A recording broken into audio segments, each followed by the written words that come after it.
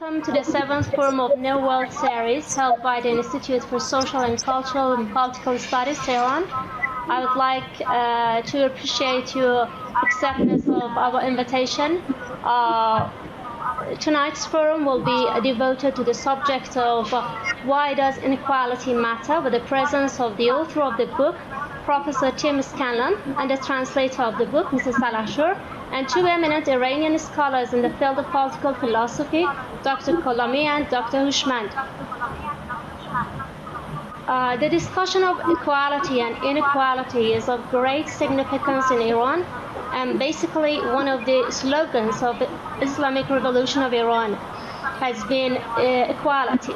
The Institute of Cultural and Social Studies of the Ministry of Science, Research and Technology of Iran is one of the most important scientific institutions in the field of humanitarian and social sciences and pays special attention to the pursuit of the latest theories in the field of social justice. The book, Why Does Inequality Matter, is a reflection on the idea of equality, or rather inequality. It is extremely impressive, thought-provoking, yet slim volume. Tonight we are honored to enjoy the presence of the author of the book, Professor Scanlon, who accepted our invitation to discuss some major points of his book, Why Does Inequality Matter? Thomas Scanlon is Alcott Professor of Natural Religion, Moral Philosophy, and Civil Polity. He received his BA from Princeton in 1962 and his PhD from Harvard. In between, he studied for a year at Oxford as a Fulbright Fellow. He taught at Princeton from 1966 before coming to Harvard in 1984. Professor Scanlon's dissertation and some of his first papers were in mathematical logic, but the bulk of his research and writing has been in moral and political philosophy. He has published papers on freedom of expression, the nature of rights, conceptions of welfare, and theories of justice, as well as on foundational questions in moral theory. His teaching in the department has included courses on theories of justice, equality, and recent ethical theories.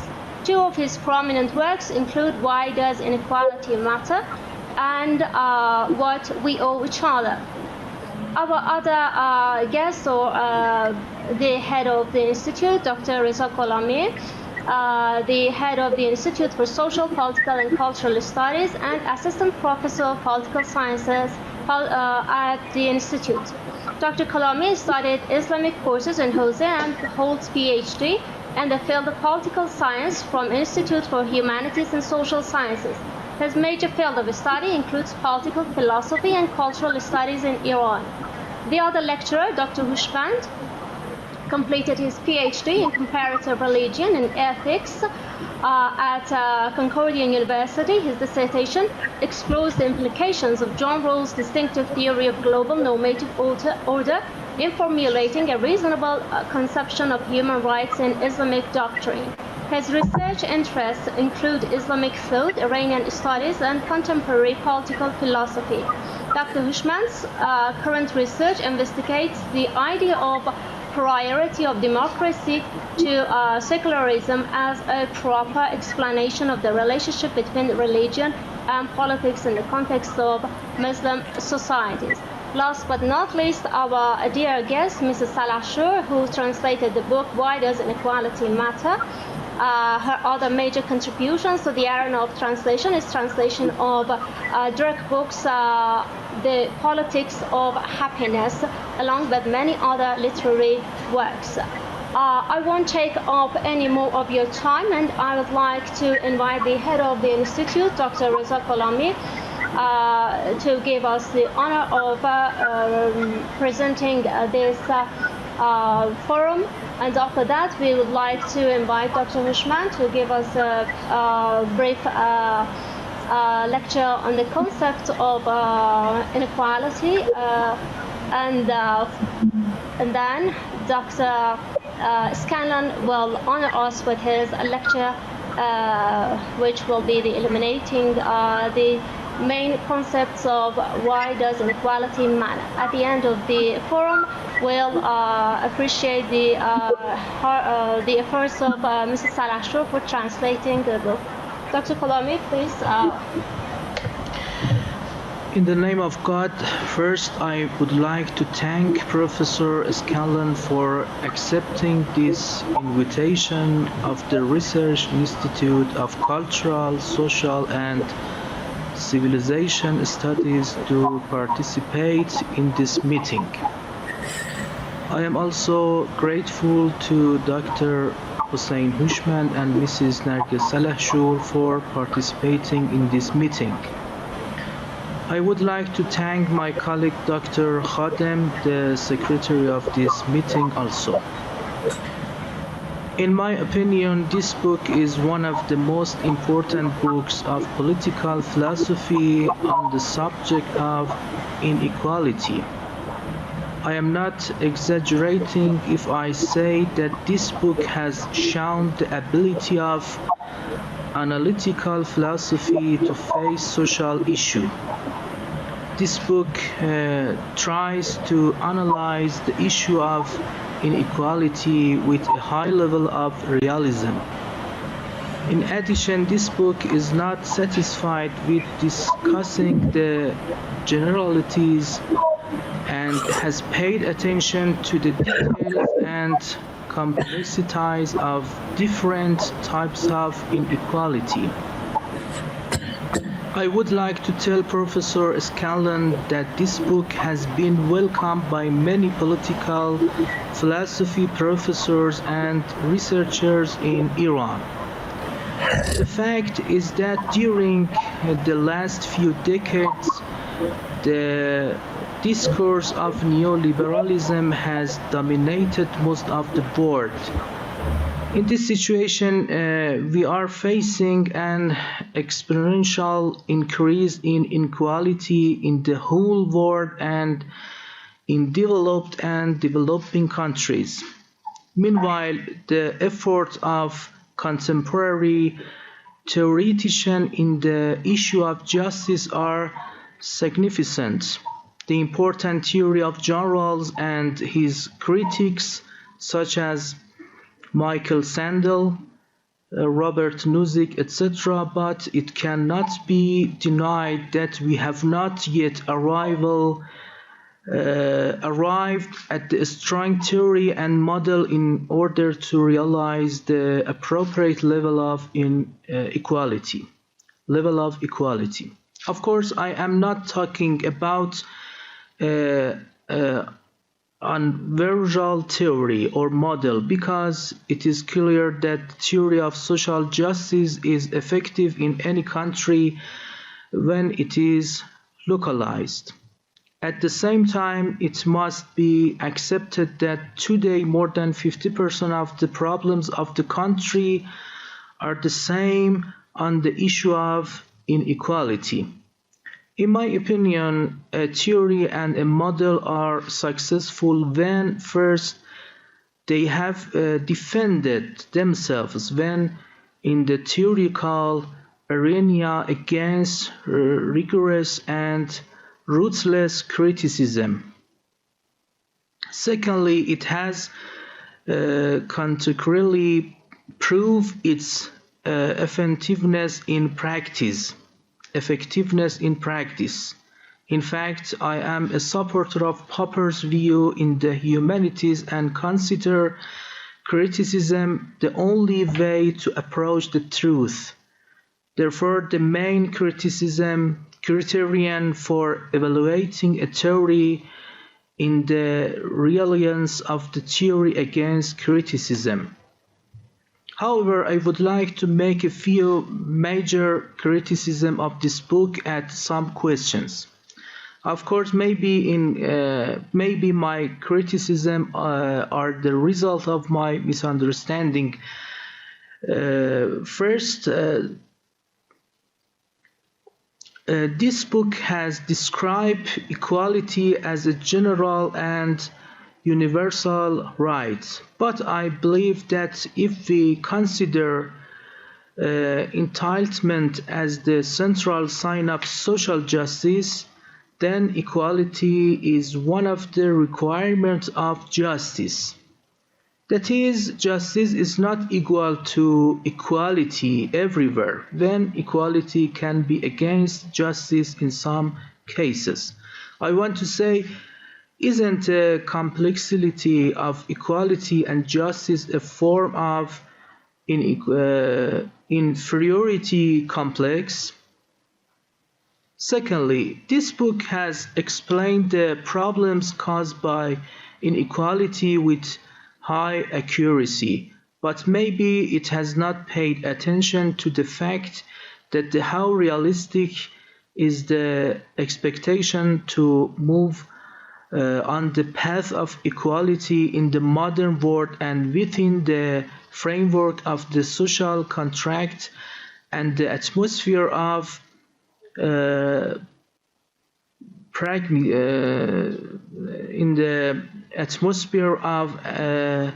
pragmatism. In fact, I would say the survival of modernity has become dependent on the continuation of inequality. Third, is equality realism or idealism? Is it possible for populism to emerge here? Fourth, in order not to be accused of sloganeering and theory waving that accessories should be considered for equality, awareness, law, maximal government, or minimal government. Fifth, if equality happens, what happened in competition? As a result, what happened to development? Is developing possible without mass and concentrated wealth? 6. What is the role of the government and the people in achieving equality? Is it all on the shoulder of the government? 7th, is freedom before equality? Equality precede freedom? With the justification, do we limit individual freedom in the name of equality? In fact, it is feared that in the name of equality, government will be given wide powers to dominate people's life. 8. It requires equality of criteria and a valid scale. Where do we get the measure and scale from? 9th, what is the origin of equality? Is it moral? Is it right? Where did this right come from? And what kind of worldview does it belong to? 10th, what does equality to be biodiversity? Doesn't equality destroy biodiversity? 11th, how do you respond to, for example, Derrida's deconstruction's objection that equality or inequality is not necessarily something that exists outside my mind?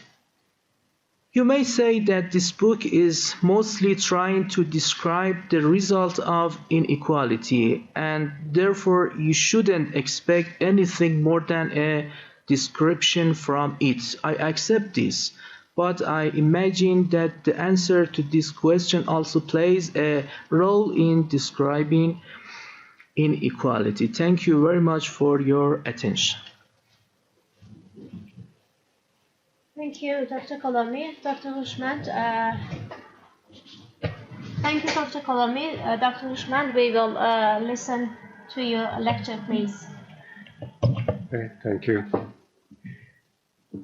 I'm honored and grateful for the opportunity to have a discussion with you, Professor Scanlon. I would like to give you an briefings about the intellectual and political environments in Iran for the last 40 years after Iranian Revolution in 1979, and want to show why your book and generally your moral theory, your political philosophy, and why those are important for Iranian intellectual, academic, and political context.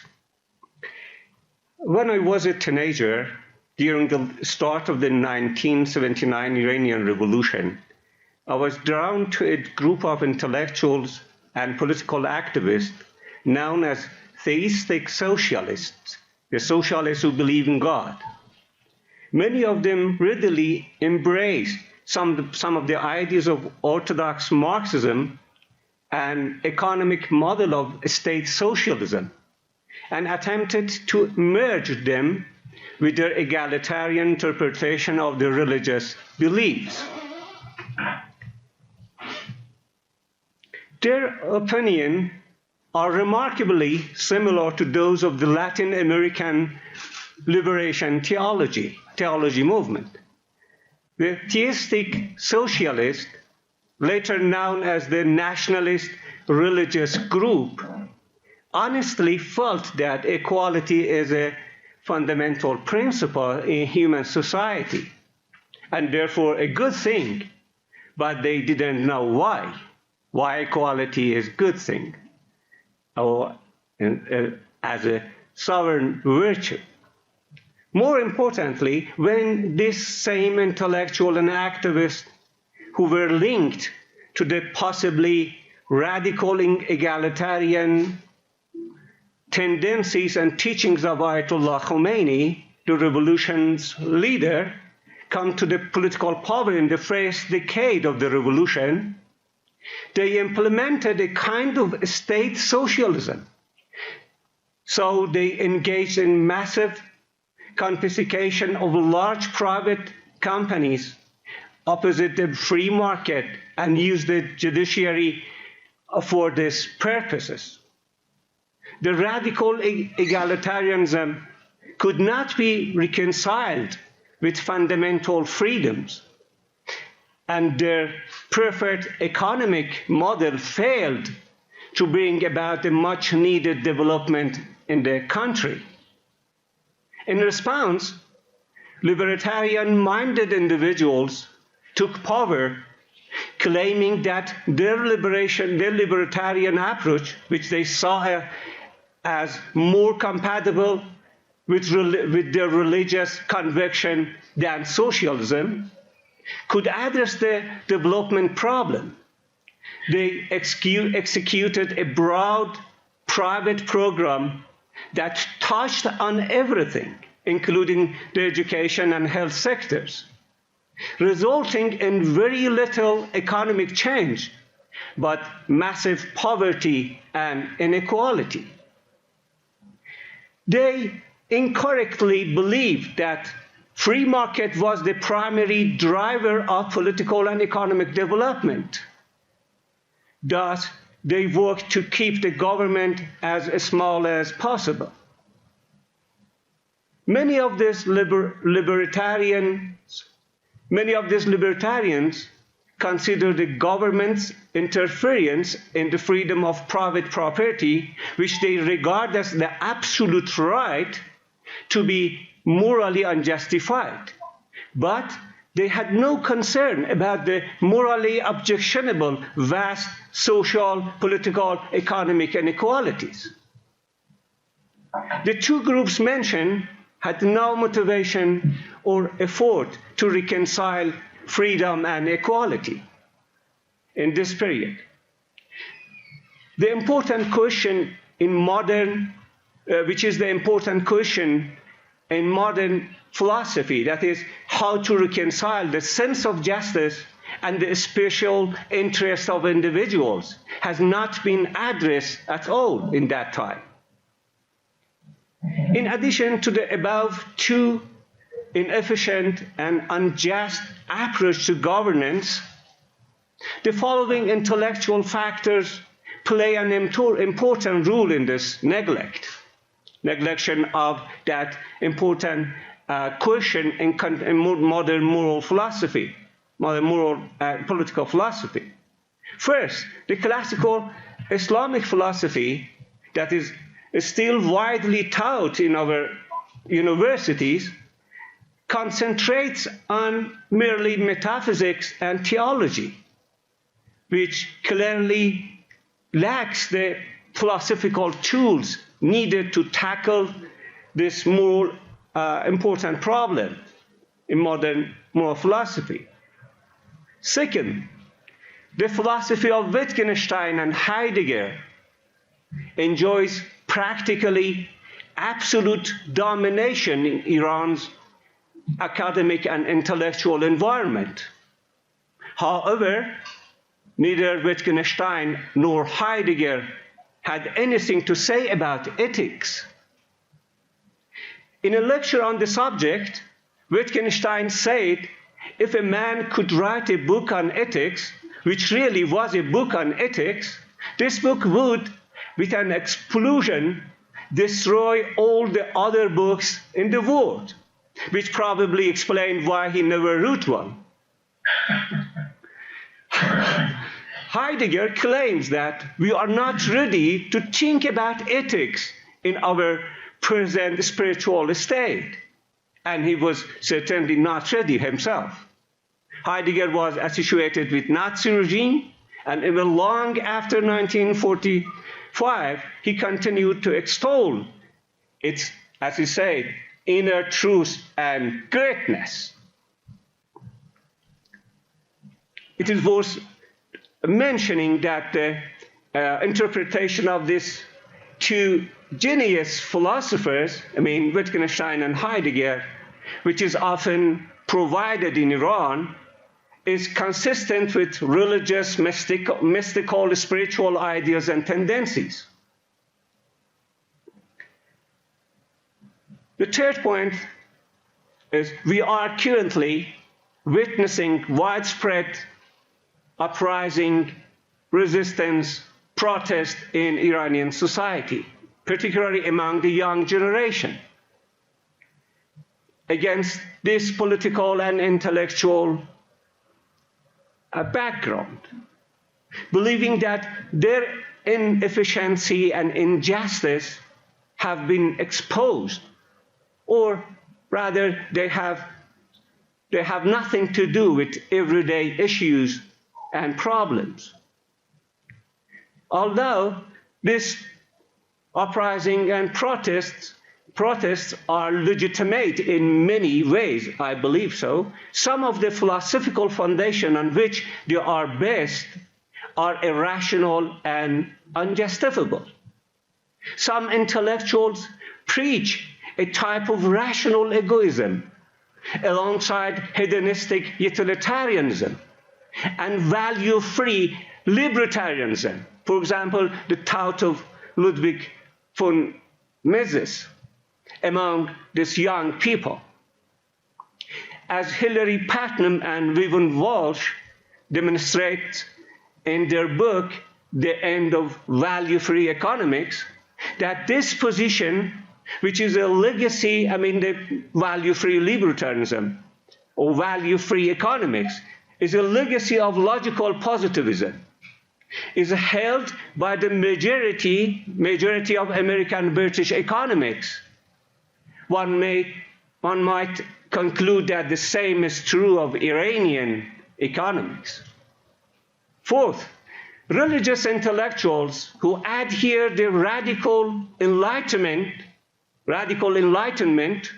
mostly focused on criticizing historical or revered religion, because they find that revered religion is the cause of all problems, ethical, economical, and political problems.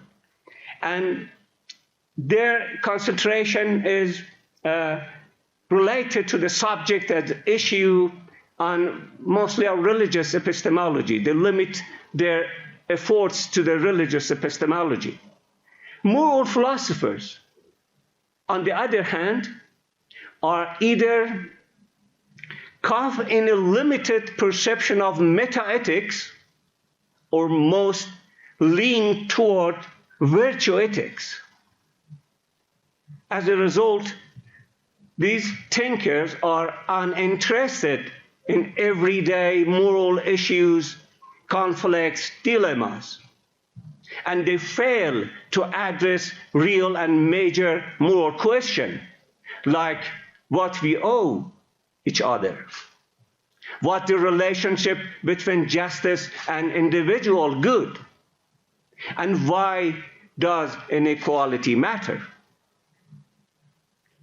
Given this political and intellectual background, I'm confident that your book is essential, is very fundamental, and I express my gratitude and respect to Mrs.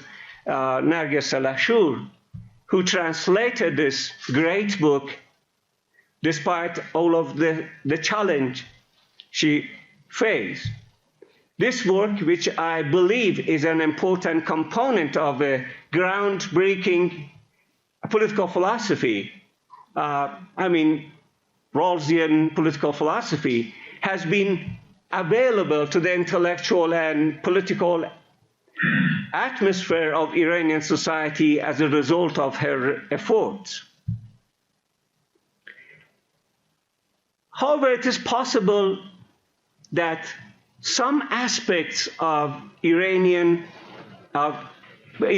political and intellectuals' background, which I very briefly mentioned, are seen in American and British society, can be seen in American British society, particularly with the dominance of neoliberalism after Reagan and Margaret Thatcher, that has led to unprecedented social and economic inequalities in recent decades. I would like to mention some general question about your great book. I mentioned that actually the dominance of neoliberalism led to the huge and unprecedented social, political, economic inequalities. But why exactly is the problem with such inequality? You're saying that the objection to inequality is not based on envy, but why is morally objectionable that some have more than other? What is the moral objection against inequality, to put it another way? And what is the basis of objection to inequality, and how do they differ from objection to poverty? When is a significant inequality not objectionable, and why? So you believe that not all significant inequality are morally objectionable. And why the basis of your distinction? Ronald Dworkin says that most theories of modern thought accept the fundamental principle of equality, what he described equality as sovereign virtue. But he said the fundamental difference between them is the question of equality in what? Which Amartya Sen raised that question, and many others. But you show that there are diverse objections to inequality with different moral bases. So your account is more pluralistic. I should say that your general account, in my view, is based on your arguments against inequality is based on your moral theory, contractualism. I believe so, because you give us a strong reason, and you believe it's not the matter on psychological or desire to have a negative approach against inequality. And also the important question for me, The objection to inequality of income and wealth is not based on the obligation to serve needs, but on the equal claims of individuals, as you say, as participation in a system of economic cooperation to share in what is produced. So institutions that generate significant inequality in income and wealth need to be justified in some way, but they cannot be justified on the basis of pre-institutional property rights, nor on the basis of pre-institutional desert. I'm just repeating your question. However, you argue that they are justified if they could not be reduced in a way that would make the worse off better off without an acceptable restriction of individual liberty. These ideas are very similar to the argument of John Rawls in his two principles of justice. The question is, what is the distinctive and different aspect of your theory? What are the, my last question actually is this two brief question. What are the independent requirements for equality of opportunity, and how do they relate to assertion of meritocracy? What is the distinction between discrimination based on race, religion, or place of origin, and other forms of favoritism or differential treatment? I'm sorry if I speak too much, and thank you for your listening. Thank you, Dr. Hoshmand, for your speech. I myself really enjoyed the way that you addressed the current Iranian social and cultural and political environments in relation to the question of inequality. Thank you so much. At this moment, we'd like to invite Professor Scanlon to honor us with his speech on the main points of his book, Why Does Inequality Matter? Thank you, Dr. Scanlon, please. Thank you very much. Am I being heard clearly? Yes. Can you hear me clearly? Yes, we do. Okay, thank you. I'm extremely delighted that my book has been translated into Persian, and I'm very grateful to Narges Salahshoor for undertaking the work of doing that. I'm also very grateful to the Institute and to you for this opportunity to discuss my ideas with you. It's such an unexpected gift and a wonderful pleasure to feel that I am in intellectual communication with you in Iran, despite the barriers of language, culture, and the very regrettable and unfortunate disagreements between our governments. It's simply a wonderful thing to feel connected with you as fellow philosophers discussing these matters. So I thank you very much for all of that. Now, as you know, I prepared some remarks which I sent an outline of, which I can see people have read, and also I'm touched that people have also very clearly understood my book already. So I don't know whether it really makes sense for me to give those remarks now, which I would be repeating some of the things that have already been said, or whether I should just try to respond directly to these many questions that have been raised. It's a little difficult to know how to proceed, but perhaps I will try to do a mixture of these two things. That is, I will start down the outline of my prepared remarks and try as well as I can to intersperse responses to the questions that have been raised. So let me start. As was recognized by the speakers. My question, to which my book is addressed, is why inequality matters. It's obvious why people would care about being poor and want to have more. Less obvious, perhaps, that they have a reason to care about the difference between what they have and what someone else has. This has all historically raised the question of why isn't that simply a form of envy? And I think it's important to identify the reasons for objecting to inequality in order to avoid and rebut the charge that these objections are based on envy. But it's also important to recognize the diversity of objections to different forms of inequality, because it's only by recognizing how they are different and how the reasons for objecting to them are different that we can see what kind of change needs to be made to prevent these objections and inequality of this kind. Now, it might be claimed that significant inequality is always objectionable wherever it occurs, but I don't think that this is true.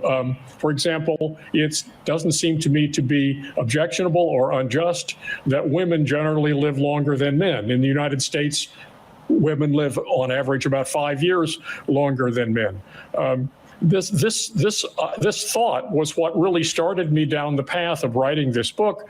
I was very, very fortunate in the late 1980s to give a seminar jointly with Professor Amartya Sen and Professor John Rawls on theories of justice. You know, how could a person be so lucky as to be able to give a seminar with those two people? It was wonderful. But one session of the seminar, which we were discussing inequality and equality, it occurred to me, as I just said, that inequality doesn't seem always objectionable, and in particular that it didn't seem to be a problem that women lived longer than men. So I said, all right, I'll write a paper for the next meeting of the seminar discussing different ideas about inequality, in particular discussing how these ideas of equality figure in the book by John Rawls that we had been discussing. So I wrote that paper, and then about 10 years later, I developed it into a short lecture, an article, The Diversity of Objections to Inequality, which then matured into this book. Now, as I said, it seemed to me that it wasn't unjust that women generally live longer than men, but it also seemed to me at the same time that if men generally lived longer than women, we might suspect that this was a problem. And so one question is, well, why should we have these different reactions to men living longer than women or women living longer than men? It doesn't reflect, as it were, an unjust prejudice in favor of women or something. So why should we think this? Well, I think the reason that we might think this is that it seems to be a fact that women are very frequently discriminated against in the provision of public services. Amartya Sen himself did a lot of research in India, going around villages in India weighing infants and small children, and found that female infants gained weight more slowly than male infants because they were given not as good a diet. So if women died younger than men, we might suspect that this was due to some kind of discrimination. So I think what this shows is that whether an inequality is objectionable depends not simply on the inequality, but on the background of institutions and actions that produce that kind of inequality. So a number of years later, in the 1990s, I was a participant in a workshop on equality in divided societies. And the societies in question included the United States, divided along racial lines, Canada, divided along linguistic lines, Israel, divided between Israelis and Palestinians, and so on. But one of the speakers was a constitutional law professor from Israel, and she argued that the fact that that villages in Israel in which the citizens are citizens of Israel, but they're not Jewish, receive a lower level of public services, such as paving of streets, schools, provision of clean water, and so on, than similar villages occupied by Israeli citizens who are also Jewish. And she was arguing that this was a violation of the equality provisions that are built into the Israeli basic law. So I generalized from that example to what I call the requirement of equal concern, which is chapter 3 of my book, which holds that if an institution has an obligation to provide a certain benefit to a group of individuals, such as schooling or paved streets or clean water, then it's unjust for it to provide this benefit at a higher level to some people than to others without some special justification. So this is to answer one of the questions raised by the previous speakers. Here is an attempt to find the basis of the objection to inequality, and the basis of inequality in this case lies in a particular obligation that some agent or agency or state has to provide a benefit to a group of people, and it's therefore objectionable that it should be provided at a higher level to some than to others. Now, it might be thought that all objections to inequality have this basis. Then the only question would be equality of what? That is to say, what benefits must the state or some other institution provide to everybody at an equal level? And the second speaker quoted Ronald Dworkin as discussing, this was widely discussed, the question of equality of what? And Professor Sen also wrote a paper or two on this. But it has come to seem to me that the question of equality of what is misconceived. If all objections to inequality were based on something like what I call the requirement of equal concern, then the question of equality of what would be, well, what are the goods that a particular state or agency has an obligation to provide to everybody? And the answer to equality of what would be different depending on what that obligation was. Robert Nozick, in his famous defense of libertarianism, caricatured egalitarianism by suggesting that it was really based on a universalization of the idea of equal concern. He said egalitarians proceed as if the problem was that we have some big pile of goods, and the question is how we're going to distribute it to different people. And this doesn't take account of the process through which these goods are produced. And that, although I disagree with my old friend Bob Nozick on many things, I certainly do not agree with libertarianism. I thought, well, that objection has some force if that were really the sole basis of egalitarianism, where we do have a particular good that an agency has an obligation to distribute to everybody, then that is a basis of egalitarian claims. But not all claims to inequality, objections to inequality, have that basis. So, as the speakers pointed out, I think that the answer to the question equality of what is different in different cases. So the objection to inequality of income and wealth, for example, is not based on an obligation to provide people with goods that serve certain needs, but rather on whether there are different claims of individuals as participants in a system of economic cooperation to be entitled to a share in what is produced. So in this case, the good that's distributed, the answer to the question equality of what, is income and wealth. That is the ability to command the things that are produced by economic cooperation. Now, I think I can get to another answer to one of the questions asked. Here I am again trying to answer the question, what's the moral basis of demands to equality? And here, in the one case, the moral basis lies in an obligation to provide certain goods that serve certain needs. And in this case, the ground of equality lies in a standing of participants, equal standing of participants in an economy to share in the results of their cooperation. That's a different basis. So because they have standing, they can complain, and if institutions generate inequalities, there's a question of how that inequality can be justified. Let me just pause here to refer to another one of the questions that are asked, and this was the question about the relation between freedom and inequality, and the question of the role of the government versus the role of people. I think it may not be noticed, but I think it's important to bear in mind that when we're talking about economic distribution here, we're talking about institutions that generate inequality, right? It's common in discussions of inequality and how to remedy it to focus on, say, redistributive taxation. Well, people have these goods. The question is, how much are we going to take away from them in order to make other people better off? And that raises a natural objection that equality can be pursued only at the expense of individual liberty. This is certainly something that, again, that Robert Nozick and other libertarians place a great deal of weight on.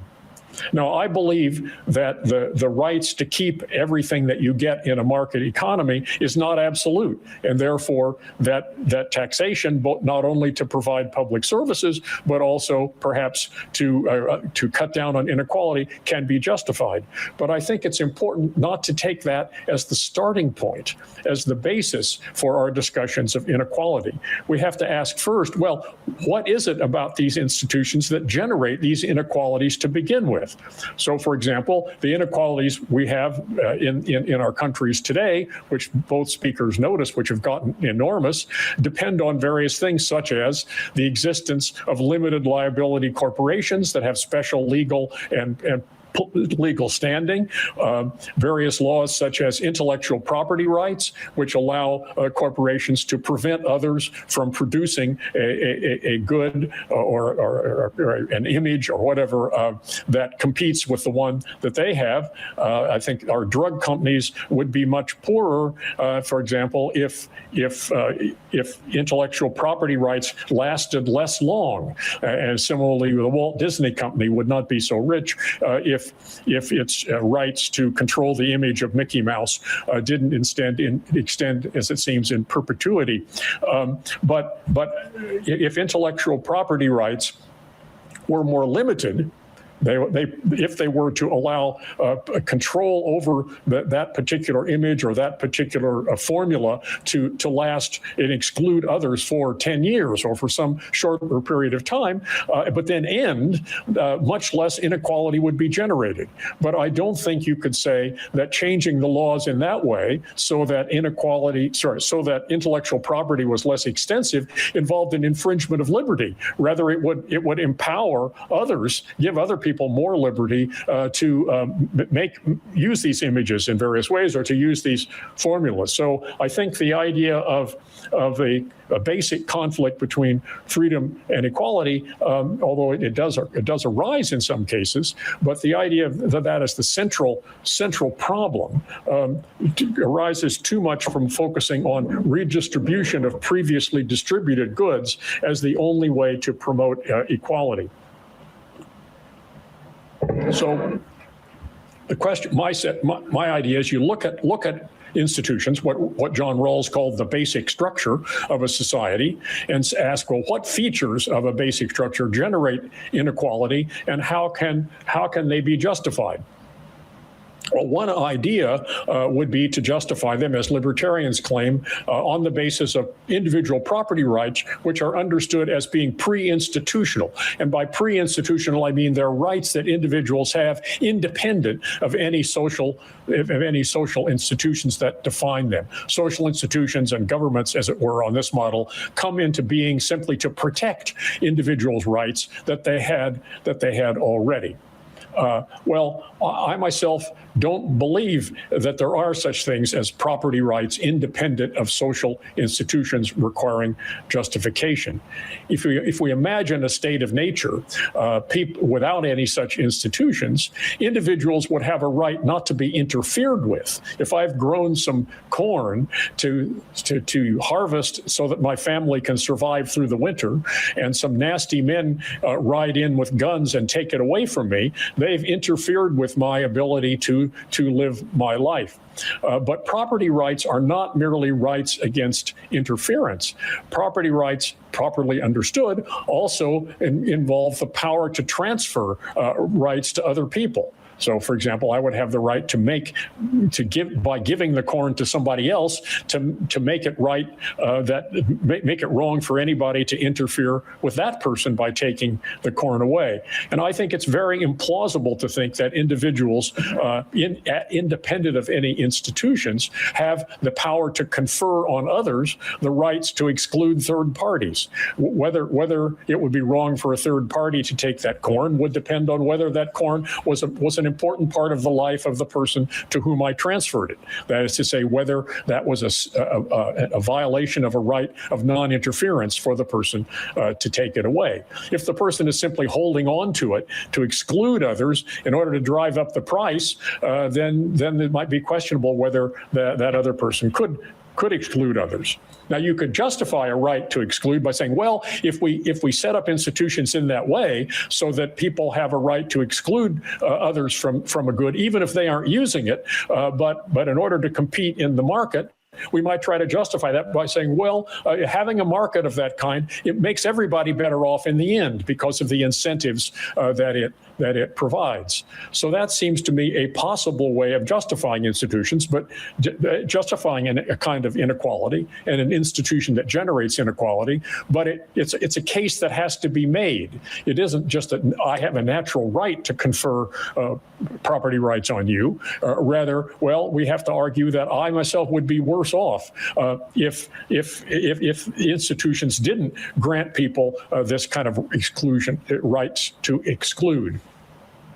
So that's my three-step argument, my sketch of how inequality generating institutions can be justified. That is, they need some kind of justification. Second, they can't be justified on the basis of pre-existing rights. And third, they can't be justified on the basis of an idea of desert, which is prior to institutions. Those are two arguments I make in Chapter 7 and Chapter 8 of my book.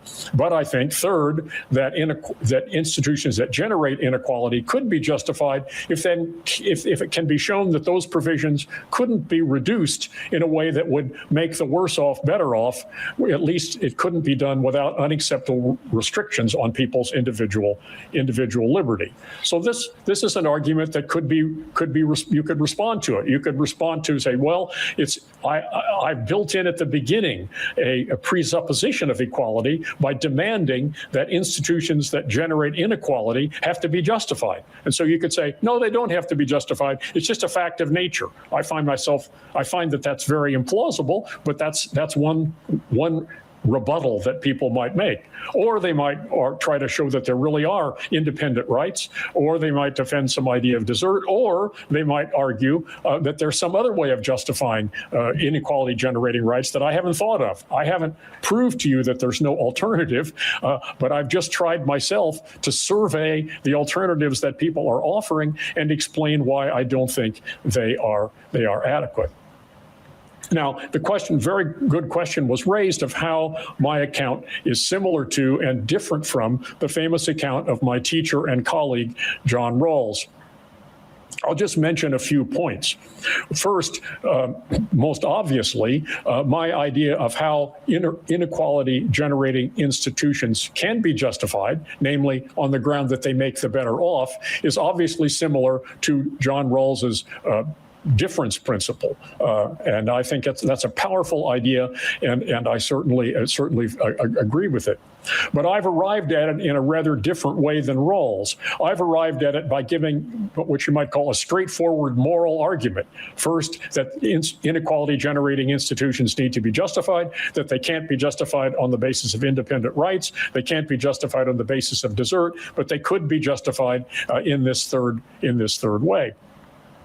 That's very different from Rawls's defense of the difference principle, which he defends on the basis of, on the ground that it would be a principle that people would choose if they had to choose from behind a veil of ignorance, with the sole goal of choosing institutions that would make them as well off as they could. So people are placed behind the veil of ignorance, not knowing their social position, asked to choose principles, not by providing a moral argument for the principle, but rather just by trying to figure out how they could do the best for themselves that they can. And I think that although I'm a great admirer of Rawls, I think one of the greatest political philosophers we have had, I don't agree with that. I've come to disagree with that way of arguing for his principle. For one thing, collapsing all the arguments for or against equality into one idea of individuals maximizing their share of primary social goods seems to me not to do justice to the diversity of objections that we have to inequality. So that's one of my primary differences. I'm definitely a Rawlsian. In particular, I'm a Rawlsian in being what you might call a proceduralist about justice, about economic justice. That is that the justice of economic outcomes depends upon the justifiability of the institutions that produce them. Now, being a proceduralist about distributive justice or economic justice in that way is something that Rawls had in common with libertarians on the one hand and classical liberals such as Friedrich von Hayek. And it's said that when Hayek first became aware of Rawls's theory, he wrote in an early version of a book of his that Rawls's theory was one that he agreed with. Well, Hayek actually hadn't read the book very carefully. He thought that if Rawls was a proceduralist, then Rawls was not an egalitarian, but he would be willing to allow any inequalities that particular procedures generated. But later on, Hayek realized that in answering the question of what kind of procedures could be justified in a way such that inequalities resulting from those procedures would be just, Rawls required strong egalitarian constraints on what such institutions could be like. These were constraints that Hayek certainly, as he later recognized, couldn't abide. So there's a difference. But like Rawls, I'm a proceduralist, but I'm an egalitarian proceduralist. That is, I think that there are serious egalitarian constraints on the kind of institutions that we can interact under, thereby generating entitlements. Now, equality of opportunity, here's another place where I agreed with Rawls in the idea of equality of opportunity to qualify for the positions to which unequal benefits are attached. I discussed this in my book for two reasons. One is that one objection to economic inequality is that where families are very different in their economic standing, this will undermine equality of opportunity by giving the children of richer families a better chance to succeed and earn benefits than the children born into poor families. So in order to understand that objection, we have to understand what the case for equality of opportunity is. So here, following Rawls but diverging somewhat from him, I describe equality of opportunity as having two independent requirements. The first is the requirement of procedural fairness, that is, that advantages such as special kinds of education or higher levels of income should be things that people qualify for only if they have the relevant qualifications. So this is, you might say, allocation of benefits in accord to merit. That's right. And second, substantive opportunity is that children growing up in different families should have the same opportunity to acquire these abilities if they have the natural gifts to do so. And now this second idea, which I call substantive opportunity, is what was distinctive about what Rawls called fair equality of opportunity. That he gave it that name to contrast it with mere careers open to talent, which is favored by Hayek and other classical liberals. That was an important step forward for Rawls, and that's one of the things that Hayek, for example, very much disagreed with about Rawls. He thought, Hayek, that people should be rewarded according to their talent, but that they didn't require special provision of state services or benefits in order to develop their talents. So it's important, I think, to recognize that these are distinct and that you need a separate argument for substantive opportunity over and above the arguments for procedural fairness. Now, the thing about procedural fairness is that it's simply a consequence of a particular justification for having positions to which unequal rewards are attached, right? And one of the reasons why people often object to equality of opportunity is that they think equality of opportunity justifies unequal outcomes. But in my view, and also in Rawls's, equality of opportunity doesn't justify outcomes. Rather, equality of opportunity is something that follows from an independent justification for having inequalities. For example, that allowing people to get those extra rewards in the end benefits everyone. So procedural fairness is selection according to merit or according to the relevant criteria. But what criteria are relevant? Well, the relevant criteria, the relevant abilities that people need to have in order to qualify for these advantages are going to be whatever abilities it is that are necessary in order for the inequalities to serve the purpose, to produce the beneficial results that they're supposed to produce. So, for example, if fulfilling a certain job requires great physical strength, then it would be reasonable to select people for that job based on their physique, whether they could lift heavy weights or not. But if the work is done by machines, by driving lift trucks, then there would be no reason to give positions to people who are strong rather than people who are simply diligent and clever. So here are two points about equality of opportunity that I think it's important to mention. First is that it's not itself a justification for inequality, but a consequence of an independent justification. Second, that its content depends on what that justification is. But it's also important, I think, to recognize a serious dilemma here. That is, equality of opportunity can't be attained unless individuals see the abilities that they need to develop in order to qualify for advantages as ones that they have reason to develop, to strive and work hard to develop those capacities.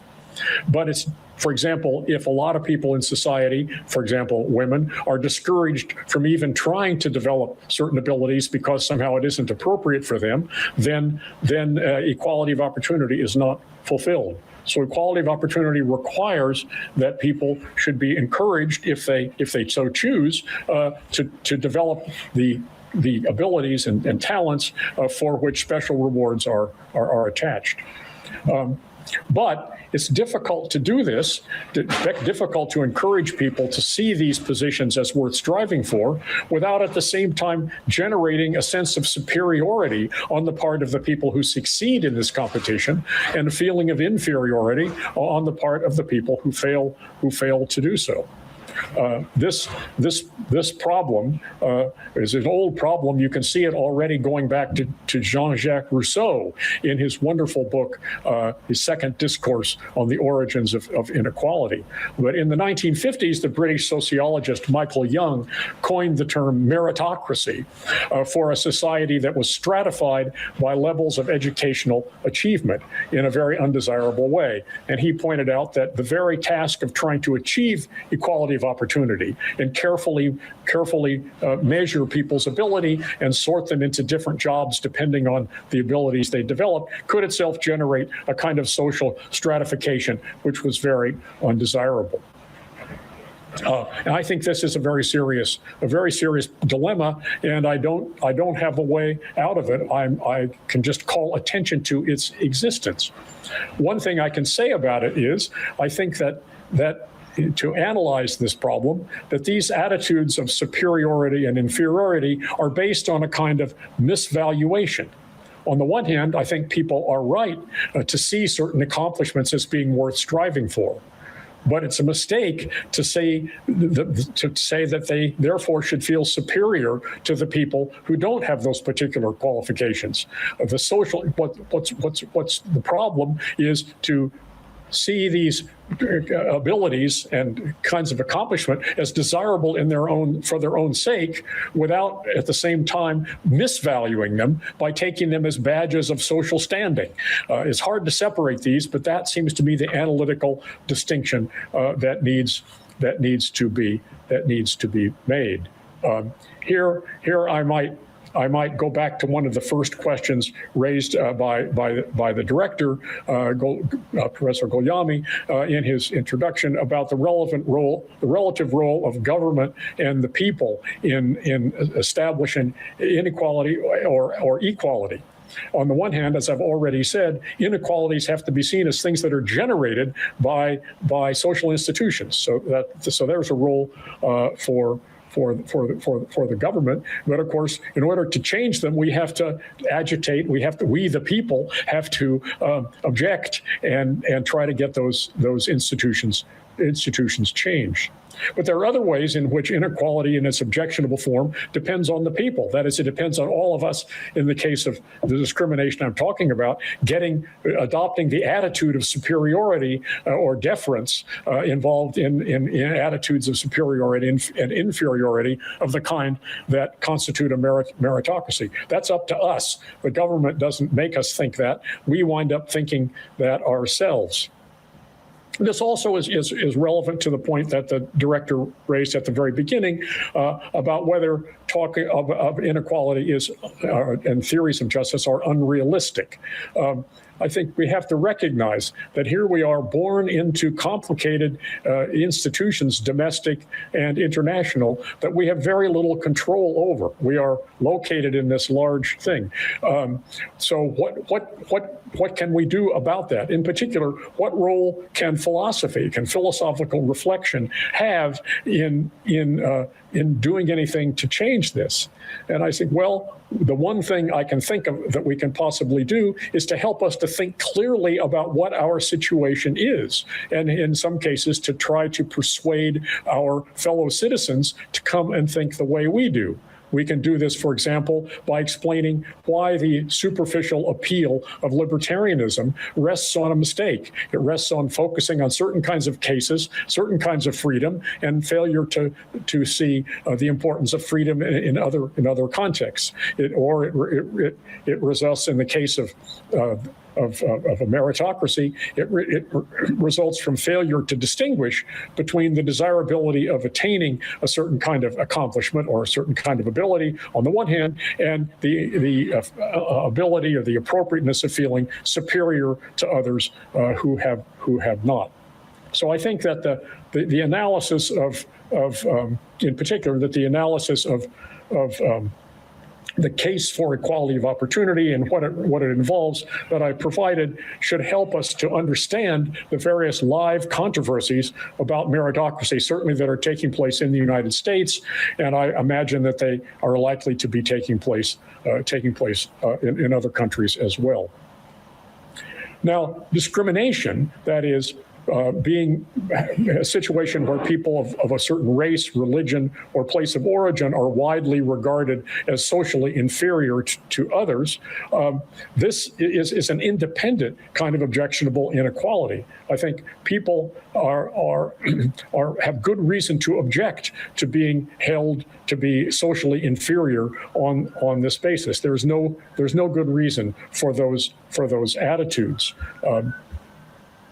But violations of equal concern and equal opportunity are distinct forms of objectionable inequality. Where prejudice exists, where people of a certain race or certain gender or certain religion are regarded as inferior, it's very likely that they will also receive a lesser share of social services, better inferior education and other social services, and also quite likely that they will be denied equal opportunity because of the widespread view that they are less competent than people of different race or different country of origin.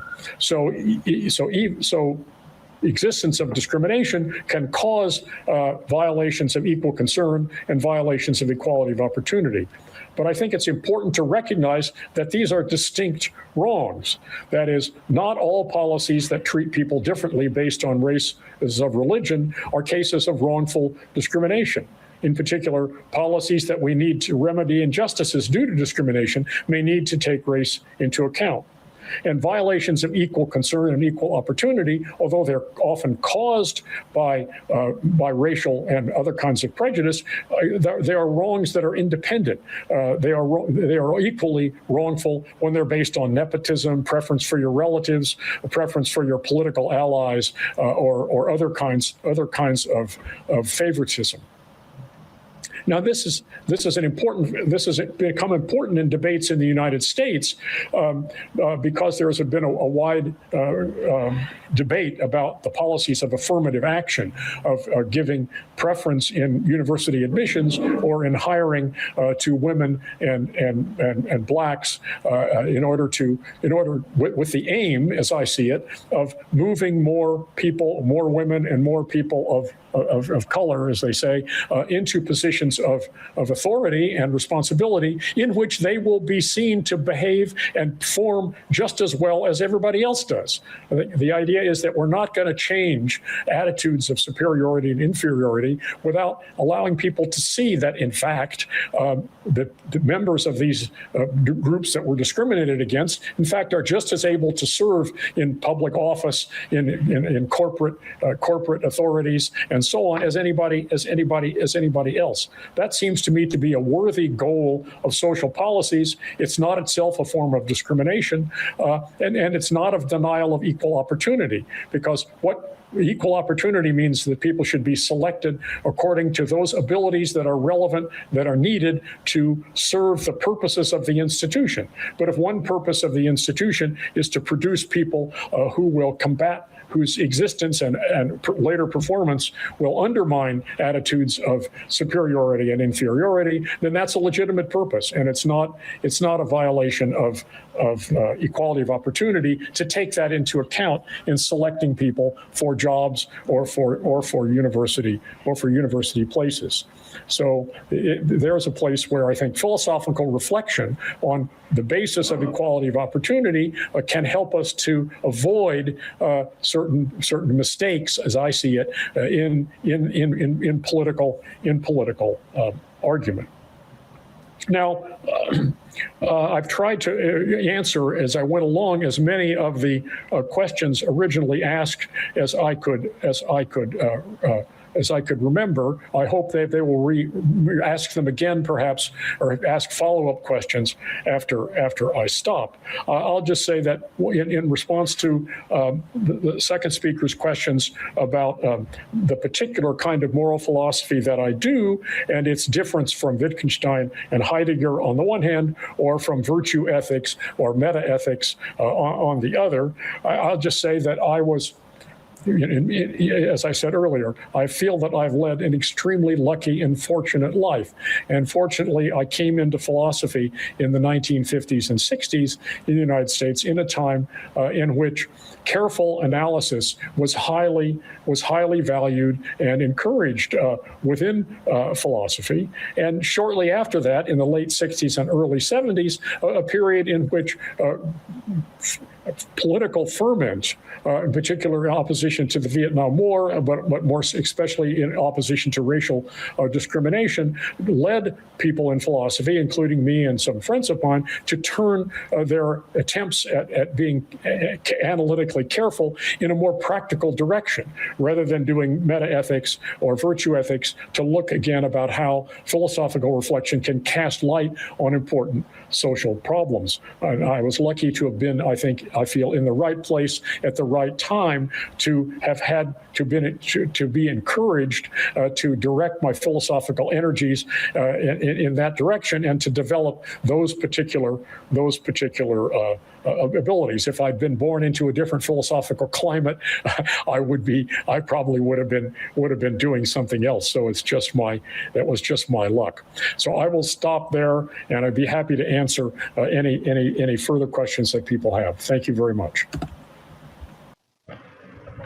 Thank you very much indeed, Professor Scanlon. I do appreciate your informative and thought-provoking speech. It both covered the main principles of your book, including even the nuanced details of your book, while it answered and covered most of the questions asked by our colleagues. I myself learned a lot, actually. To be honest, tonight's forum was one of the most distinctive forums for me. I am not expert at this subject. Through the last days, I have been struggling about this subject, trying to learn something. And today I do appreciate it was my honor and pleasure to be here to learn from you. Let's ask our colleagues if they have any more questions. If they don't, we'll keep on our session, appreciating our translator. Any more questions?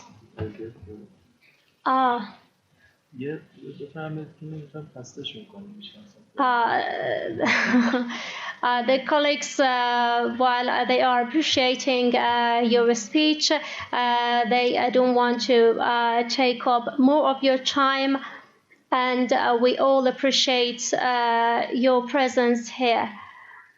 If you don't mind, the Institute for Social, Cultural and Political Study would like to express their gratitude for Mrs. Salahshoor's remarkable translation of the book.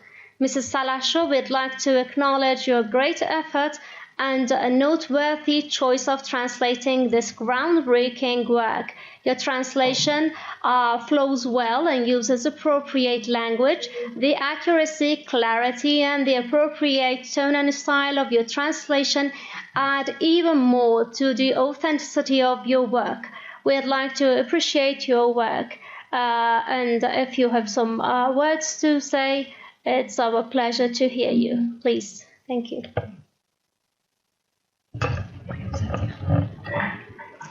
I'm honored to be here, and I'm grateful to the Institute for Social and Cultural Studies for this opportunity to be here as a part of this event.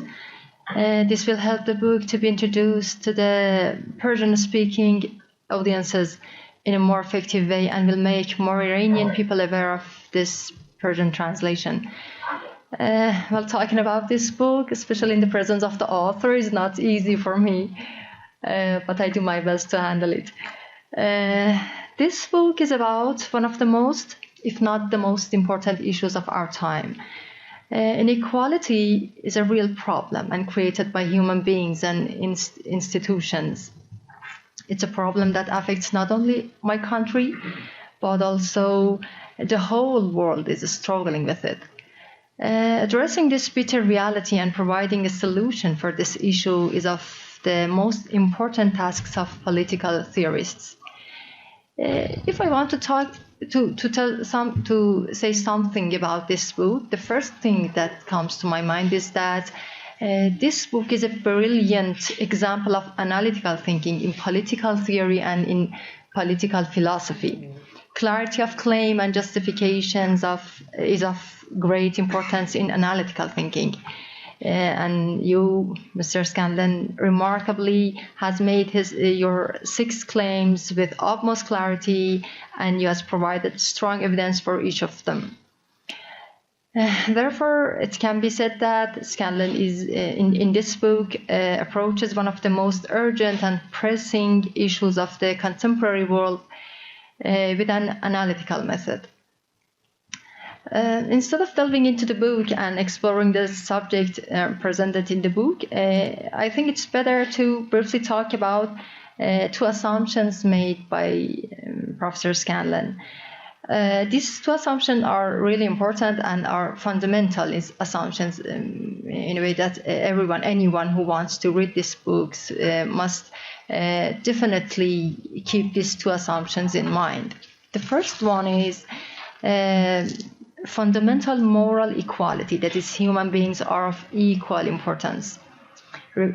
All human beings, regardless of their differences such as gender, race, their class, ethnicity, and their skin color, etc., have equal importance.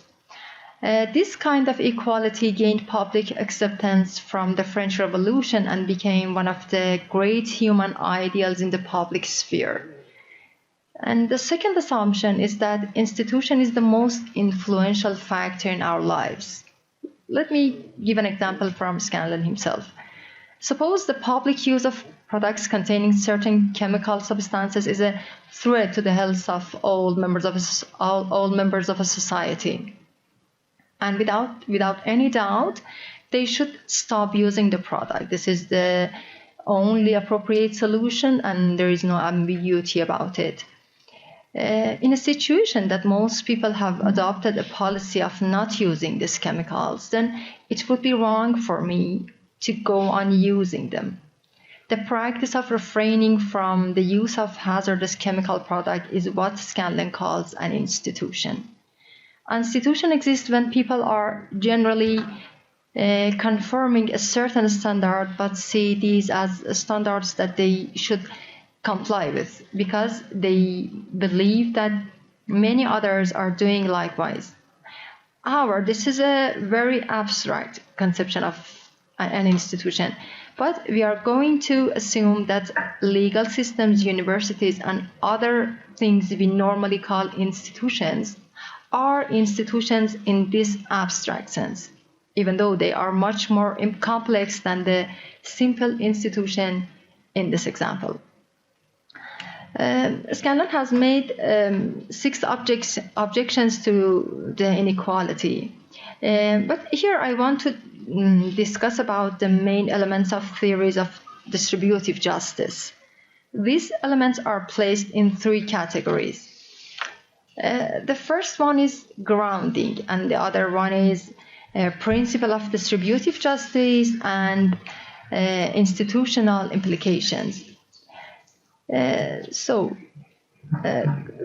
Grounding, what I mean by grounding is the basic view of what is of value, what is the point and purpose of society, and the role of justice. We have 2 groundings here, teleological theories and deontological theories. Teleological theories say that the just society is that which best achieves the good. I must say that here the good is prior to the right. And teleological theories focus on 2 things, on objective goodness and subjective goodness. Objective goodness means good human living, which Cohen, who is an socialist, is the representative of this theory. And subjective goodness, that is getting what we want happiness. And Hayek, who is a utilitarianist, is the representative of this theory. The other grounding is the ontological theories, which say justice isn't about the good, but restricts how we may pursue it. Here, the right is prior to the good. Deontological theories focus on two things as well. The first one is as follows. Basic requirement is fair social cooperation among free and equal persons, which Rawls and Scanlon, who are contractualists, are representatives of this theory. And the second one is that basic requirement is that all rights are respected and protected, which Robert Nozick, who is a libertarianist, is the representative of this theory. And now I will return to the main elements of distributive justice theories. I have talked about grounding so far, and the second element is principle of distributive justice. These principles that guide our judgments about what makes distributions just or unjust. We have 6 principles such as equality, sufficiency, priority, utility, merit, and liberty. And the last element is institutional implications.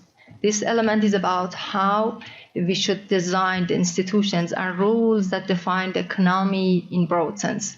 And I would like to mention that Why Does Inequality Matter did not address this third element.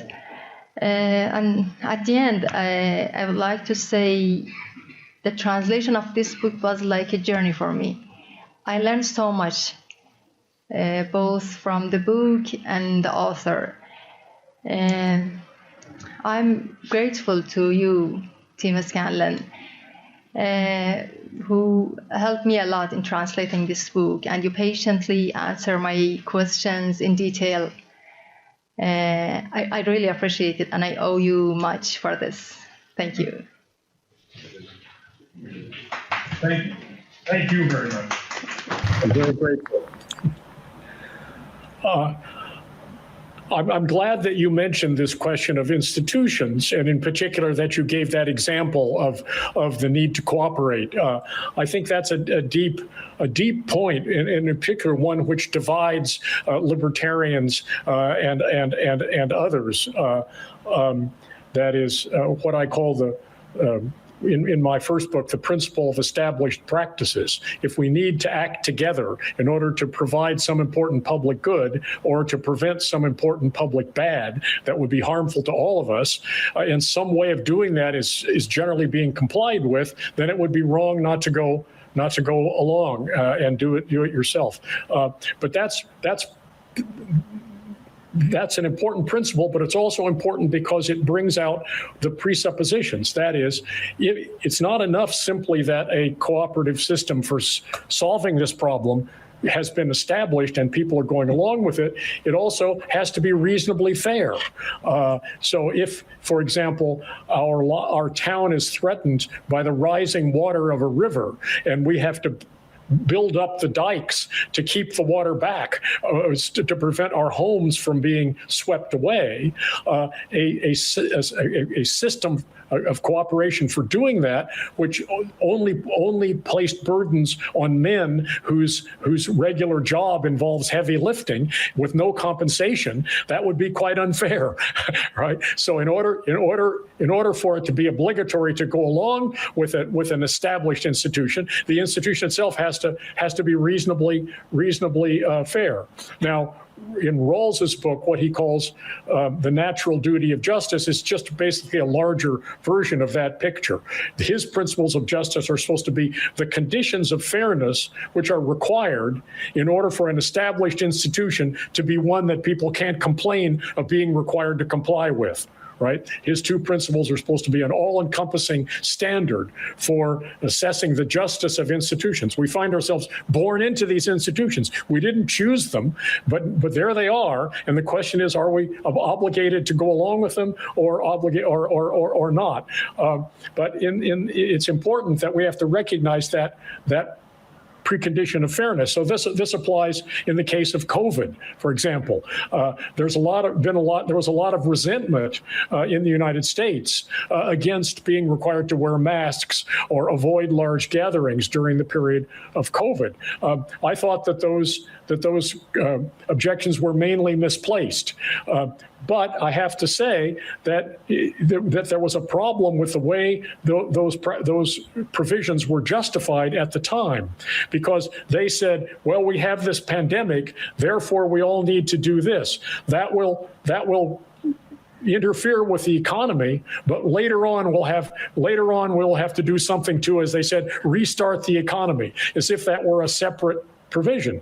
But in fact, the requirement that certain public gatherings be avoided or that certain businesses not operate imposed a particular burden on the people whose livelihood depended on those businesses. So it was a precondition of the legitimacy of the constraints that right up front at the beginning, the inequality of burden should be addressed, not simply as a problem that they're going to talk about later as a separate issue of encouraging economic development or something. So I thought so this is a case where I can state a principle, a philosophical principle, that if cooperation is needed to prevent something very bad from happening to all of us, if some way of doing that is reasonably well established, and third, it's not unfair, then we should go along with it.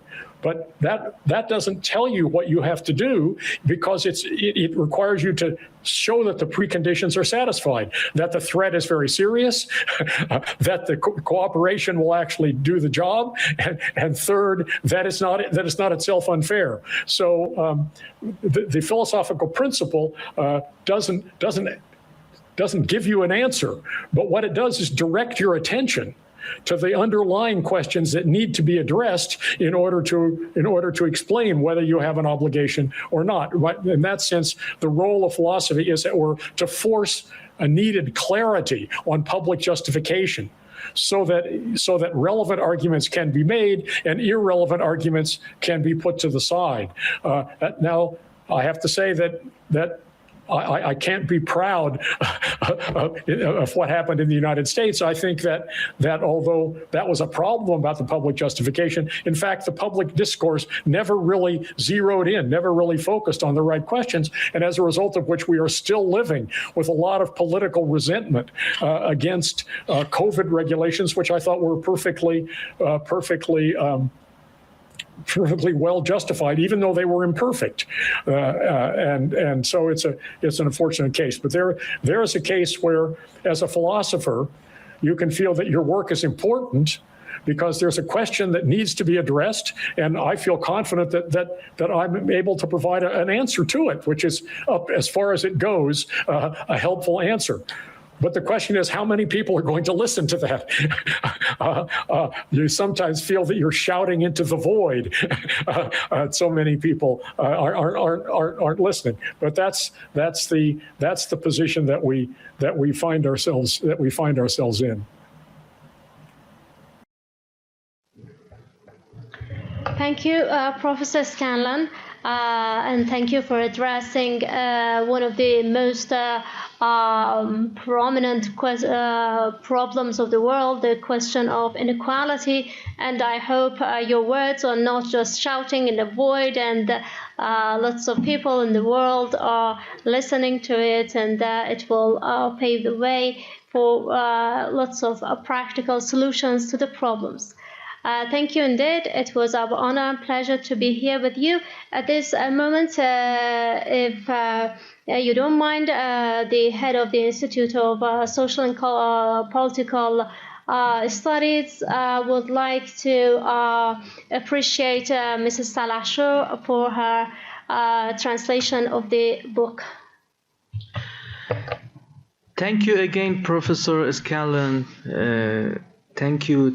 I would like to thank Mrs. Narges Salahshoor, the translator of the book. She has translated the book accurately and fluently. The translation of this book has made an important contribution to the progress of justice studies in Iran. A letter of appreciation and a gift have been prepared for Mrs. Salahshoor, which I present to her. Also, a gift of Iranian handcrafts has been prepared for the Professor Scanlon, which will be sent to the professor with pride. It was a very good meeting. We enjoyed Professor Scanlon's lecture. Also from the speech of my colleagues, I also thank the audience in cyberspace and in this hall. Hope to see you, Professor Scanlon, in Iran as soon as possible. See you in Iran as soon as possible, and useful from your speech in Iran. Thank you again, and have a good night. Thank you very much. I'm grateful to all of you. Thank you, Dr. Scanlon. Have a good day. You too. Thank you. Thank you.